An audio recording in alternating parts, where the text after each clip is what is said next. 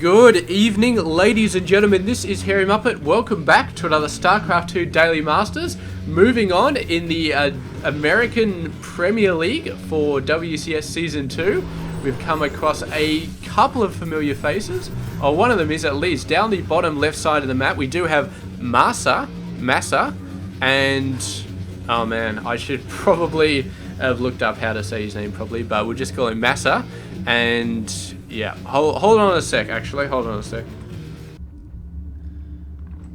Alrighty, so his name is definitely MaSa. So it's felt a bit weird to say, but I just looked it up and that's definitely how to say it. So yes, down the bottom left side of the map, we do have Mr. MaSa. He is from Canada, plays for Root Gaming, doesn't have his age, but I am assuming he's quite young.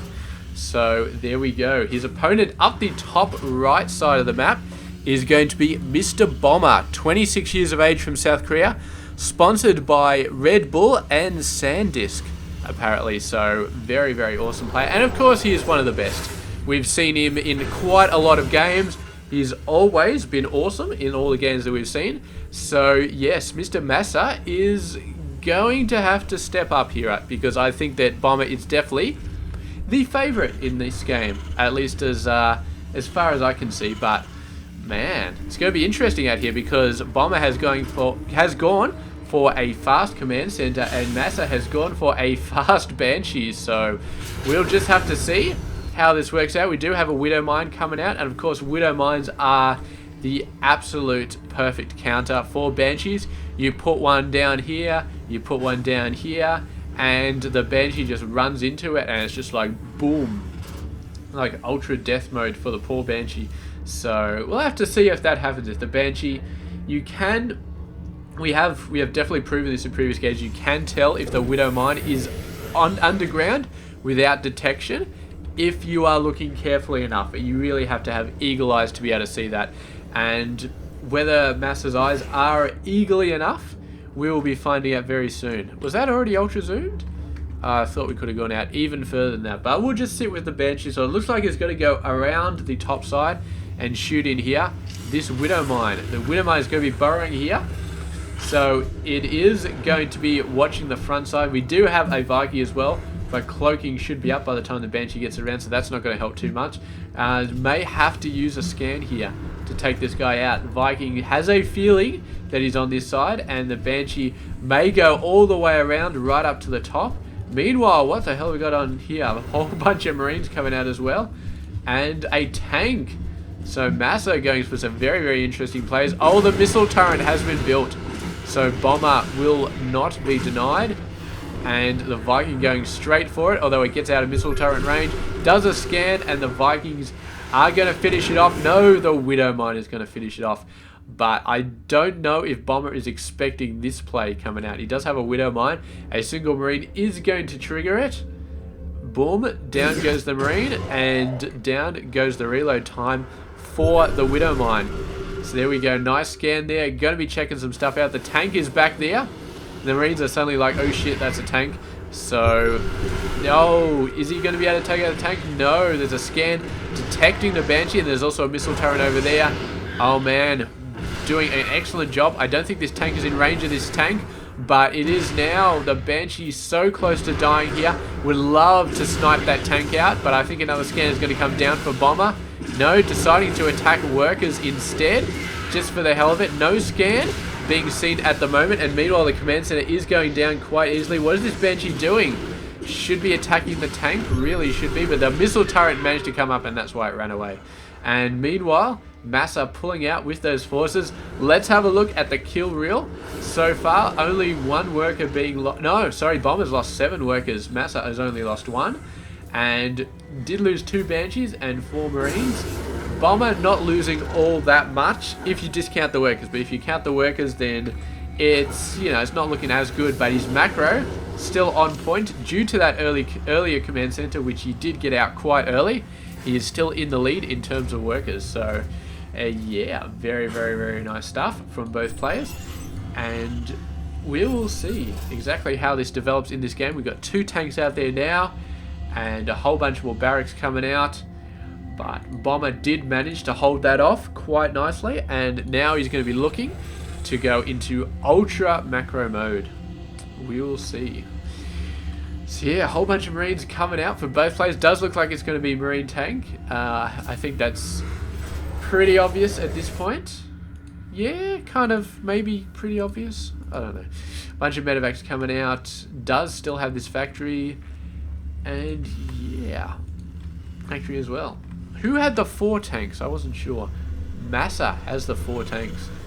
So definitely loving his tanks in this game. I don't think anybody's got an armory yet. No armory yet. And no armory being built, which is interesting. So I guess, yeah, if it's just Marine tank, then the Marine upgrades are probably a bit more important. We do have level 1 weapons going to be so much quicker for Mr. Bomber. MaSa only started it, yeah, not that long ago. So it's going to take quite a while. Medevac's coming in with a bunch of Marines. No Widow Mines in there, which, you know, Widow Mines would have been a nice touch, but it's just going to be Marines for now. No real anything to stop stuff there, but we do have a single Marine watching for the medevacs. Very, very nice play by MaSa. Perfect Marine placement. And now the Vikings are coming across to catch these guys out.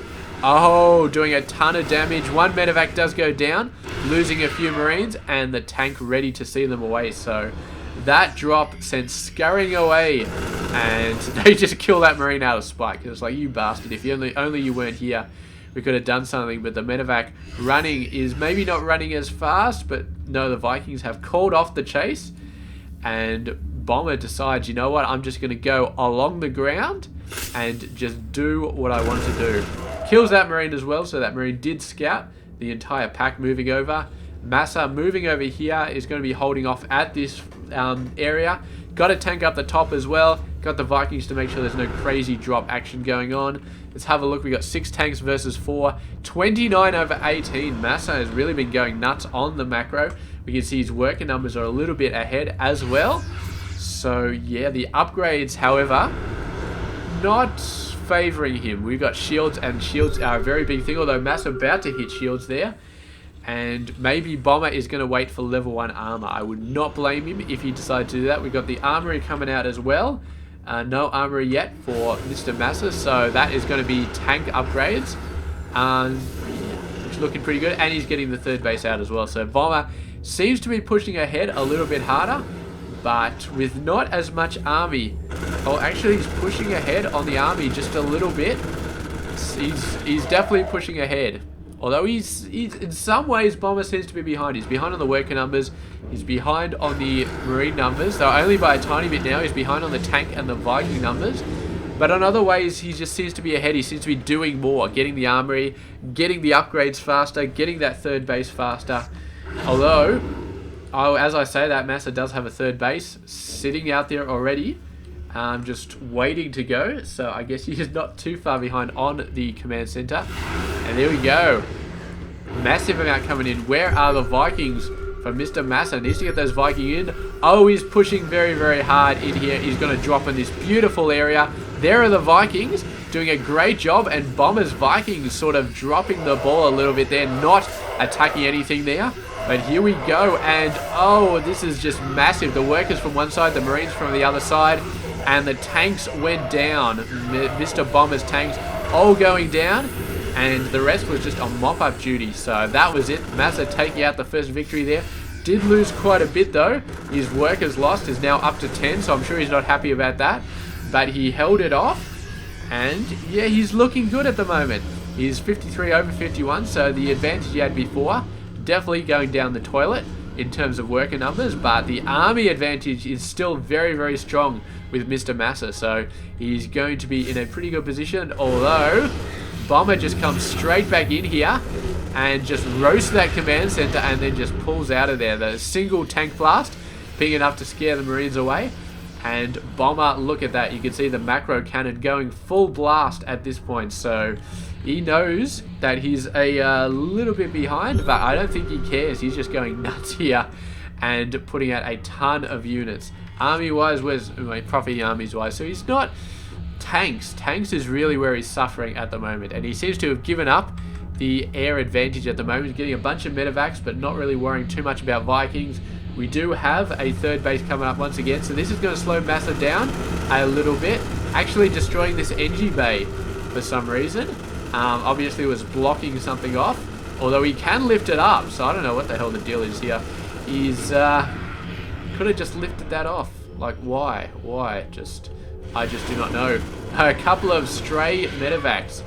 I have no idea what the hell they were doing, but they died, so that's not good. Yeah, small army over here, but I think that MaSa can probably take this out. His marine numbers are not bad, but I thought he could have fielded a bit more marines than just this. We'll see. He's just moving his tanks out at the start, letting one die, actually, not really supporting them too well. There's marines kind of not getting in there. Actually, the tank did sort of unsiege there, and it was perfect time for the marines to come in. Moving these guys in, and he has got siege tank range on those workers, which I'm sure Bomber is not happy about.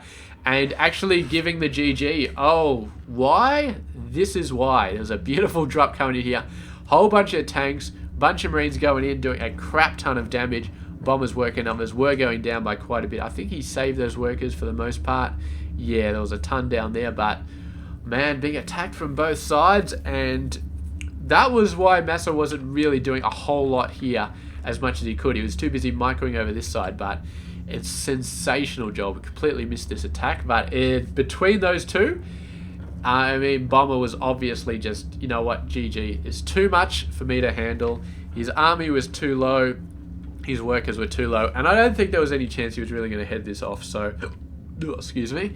That's it. Game over, and congratulations to Mr. MaSa for a very, very nicely played attack. I mean, in the end, I think the tank numbers really saw him through. Just getting that insane amount of tanks out there, throwing them all over the place, just did a fantastic job. And that's it. I'll catch you guys tomorrow with another game. Stay tuned.